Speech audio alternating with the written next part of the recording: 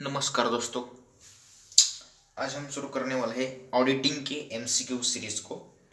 तो इसके पहले वीडियो शुरू करने से पहले मैं आपको बता दूं कि इसके पहले हमने एडवांस अकाउंटिंग और मैनेजमेंट अकाउंटिंग इन दो सब्जेक्ट की एमसीक्यू वीडियोस बना के रखे। अगर आपने उन वीडियोस को नहीं देखा है तो चैनल की प्लेलिस्ट में जाकर आप देख सकते हो, आपको वहाँ पर वीडियो मिल जाएंगे। अब हम आज शुरू करने वाले हैं ऑडिटिंग के इस एमसीक्यू सीरीज को। तो क्या है इस के एमसीक्यूज, किस तरीके के क्वेश्चन आपके एग्जाम में आ सकते हैं, एक गेस क्वेश्चंस आपके लिए यहाँ पर बना करके, मतलब बहुत सी प्रीवियस क्वेश्चन भी कुछ है इसमें, तो इसमें से कुछ एक क्वेश्चन आपके एग्जाम में ज़रूर आ सकते हैं। तो शुरू करते हैं आज की इस एमसीक्यू सीरीज को। तो आज पहला वीडियो बनेगा हमारा आपके लिए। तो देखते हैं आज का पहला क्वेश्चन आपके लिए क्या है। Auditing is a systematic examination of the books and record of a business. यहाँ पर ऑडिटिंग की डेफिनेशन दी गई है आपके लिए। ऑडिटिंग का मतलब क्या होता है कि एक सिस्टमेटिक एग्जामिनेशन होती है books and records of business की। मतलब हमारे जो बिजनेस की जो अकाउंटिंग होती है, अकाउंटिंग जो की जाती है, तो उस अकाउंटिंग की चेकिंग करना, हमने कितनी अकाउंटिंग सही की है, क्या गलत हुआ है, कहाँ पे एरर हुई है, कहाँ पर फ्रॉड किया है, तो उन सभी चीज़ों की जहाँ पर तहकीकात की जाती है उसे ऑडिटिंग कहा जाता है। अंकेक्षण म्हणतात त्याला।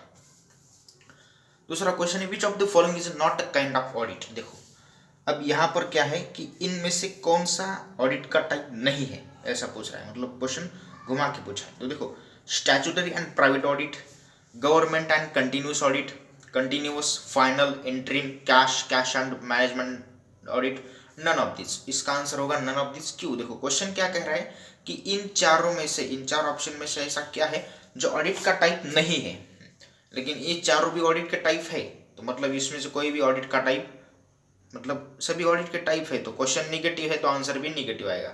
समझ रहे हो? इस तरीके से अगर ये पूछा होता कि which of the following is a kind of audit, तो अगर तो यहाँ पर ऑल ऑफ दिस देना पड़ता हमें, क्योंकि ये तीनों भी ऑडिट की टाइप है, ये सभी जितने भी है हमारे। क्वेश्चन नंबर 3 पे आते हैं यहाँ पर। Instruction of audit issued bye conducted generally, sorry तीसरा क्वेश्चन है ना, हाँ। Instruction of audit issued by controller and auditor general of India, government audit. अब यहाँ पर गवर्नमेंट ऑडिट क्या है, इस पर थोड़ा सा एक इंट्रोडक्टिव मतलब कह सकते हैं इस तरीके से। तो instruction of audit issued by controller and auditor general of India is called as government audit की यहाँ पर डेफिनेशन कही गई है। उसके बाद चौथा क्वेश्चन देख लेते हैं। This kind of audit is conducted generally between two annual audit. It's called as interim audit. So interim audit क्या है? देखो, दो जनरल मीटिंग्स के तहत, मतलब दोन सर्वसाधारण ज्या काही सभा होत असतात कंपनीच्या, त्या सभांच्या दरम्यान घेण्यात येणारा अंकेक्षण म्हणजे अंतरिम अंकेक्षण असं त्याला म्हणता येईल. Before the work of audit is commenced, the auditor plans out the whole of audit work is called as audit program. क्या कह रहा है कि ऑडिटिंग करने से पहले ऑडिटर एक ऑडिट काम को, मतलब अकाउंटिंग जो हम करते हैं, तो उस अकाउंटिंग की ऑडिटिंग करने से पहले ऑडिटर क्या करता है, एक प्लान बनाता है। होल वर्क जितना भी काम कर रहा है उस सब का एक प्लान बनाता है कि किस तरीके से ट्रांजेक्शन चेक करनी है, वाउचिंग कैसे करनी है, ये सब कुछ वो देख लेता है, तो उसे हम ऑडिट प्रोग्राम कहते हैं। वाउचर रिलेट टू, अब वाउचर किससे संबंधित होते हैं ये पूछ रहा है। तो देखो, कैश रिसिप्ट से भी होते हैं, कैश पेमेंट से भी, और क्रेडिट ट्रांजेक्शन से भी। तो हमारा आंसर होगा ऑल ऑफ दी अबव, क्योंकि इन तीनों चीज़ों से हमारे वाउचर्स रिलेटेड होते हैं। अब आते हैं क्वेश्चन नंबर 7 पे।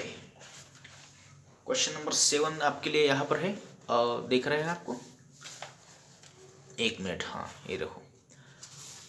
Internal auditor is appointed by management. Internal auditor जो होता है वो किसके द्वारा अपॉइंट किया जाता है? मॅनेजमेंट के द्वारा, कंपनीचं जे व्यवस्थापक मंडळ असतं त्यांच्या द्वारा. 8वां क्वेश्चन है, auditing begins where accounting ends.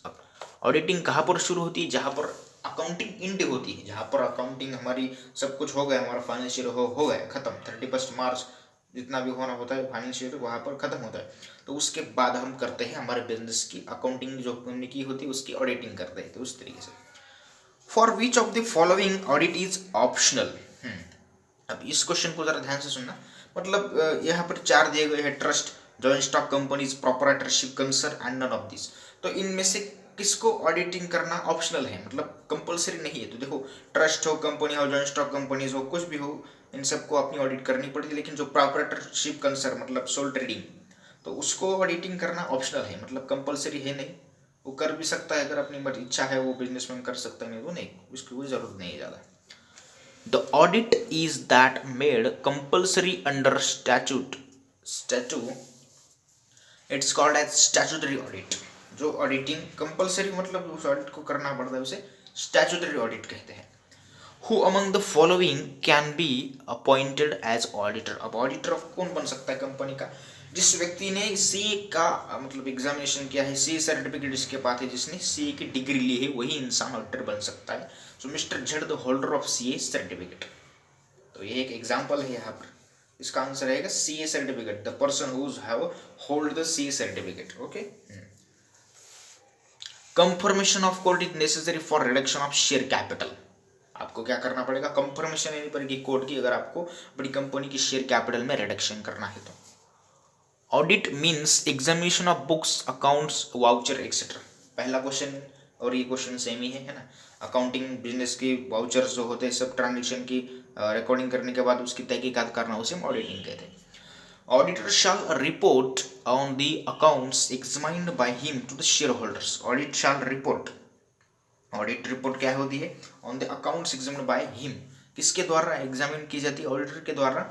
जो किसके लिए करता है, मतलब ऑडिटर ऑडिटिंग किसके कहने पे करता है? तो शेयर होल्डर्स के कहने पर, डायरेक्टर्स के कहने पर करता है। इसलिए मतलब उनके लिए वो काम करता है। ऑडिटर क्या करता है? शेयर होल्डर्स के लिए, कंपनी के लिए काम करता है। अब शेयर होल्डर्स कंपनी के मालिक होते हैं। Question number 15, sale of land is capital receipt. अगर आपने लैंड बेच दी, जमीन बेच दी, तो वो आपकी कैपिटल रिसिप्ट कही जाएगी। Secret reserve can be created by banking and financial companies only. Secret reserve जो होते हैं, जो किसके द्वारा क्रिएट किए जाते हैं? सिर्फ बैंकिंग एंड फाइनेंशियल कंपनीज के द्वारा। When a transaction has not been recorded in the books of accounts either wholly or partially, such errors are called as error of omission। देखो, एरर ऑफ ओमिशन की यहाँ पर definition दी गई है। जब क्या होता है कि transaction has not been recorded, जो ट्रांजैक्शन रिकॉर्डेड नहीं किए जाते अकाउंट्स ऑफ बुक्स में, होली और पार्शली मतलब पूर्णतः, मतलब उनको रिकॉर्ड नहीं किया जाता है, फिर आधे अधूरे रिकॉर्ड किए जाते हैं, तो उसे एरर ऑफ ओमिशन कहते हैं। मतलब गलती से मिस्टेक हो गई इस तरीके से, मतलब भूल गए वो रिकॉर्डिंग करना, उसे कहते हैं error of omission. Verification of the value of assets, liabilities at the balance of reserves, provision and the amount of profit or loss suffered to the firm is called as balance sheet audit। अब balance sheet audit कहाँ पे क्या होती है कि मतलब उस company की असेट को देखना, लाइबिलिटीज का, ये सब कुछ उनका वैल्यूएशन करना, रिजर्व, प्रॉफिट, जो प्रॉफिट हुआ है, लॉस हुआ है, क्या हुआ, इन सब चीज़ों की तहकीकात करना, उसे बैलेंस शीट ऑडिट कहता है। मतलब ये सभी चीज़ें बराबर है या नहीं, कहाँ पर मिस्टेक, ये सब चीज़ें बैलेंस शीट ऑडिट के तहत कवर की जाती है। क्वेश्चन नंबर 19 है, vouching of the balances of all incomes and expenses is known as the vouching of impersonal ledger. Impersonal ledger में क्या होता है? उन सभी की वाउचिंग की जाती है इनकम्स एंड एक्सपेंसेस की, जो आपने रिकॉर्ड किया अपने लेजर्स में, अलग अलग लेजर में। Preliminary expenses fictitious asset, preliminary expenses हमारी फिक्टिशियस एसेट है। Periodical audit is also called as balance sheet audit. देखो, बैलेंस शीट ऑडिट को दूसरा नाम क्या है? Periodical audit. इस तरीके से The auditor of the government company shall be appointed by the central government। देखो क्या कर रहा है, गवर्नमेंट कंपनी का जो ऑडिटर होता है उसकी नियुक्ति, उसका अपॉइंटमेंट कौन करता है? सेंट्रल गवर्नमेंट, केंद्र सरकार को भी अधिकार होता है कि उस कंपनी को ऑडिटर, मतलब कौन सा ऑडिटर उसके लिए चुना जाएगा, इसका अधिकार ऑडिटर सेंट्रल गवर्नमेंट को होता है। ठीक है, तो आई होप आपको ये क्वेश्चन समझ में आ रहे होंगे। तो अगर आपको ये वीडियो क्वेश्चन सब कुछ समझ में आ रहे हैं तो वीडियो को लाइक कीजिए, चैनल को सब्सक्राइब करो, कमेंट करो, जो कुछ भी है।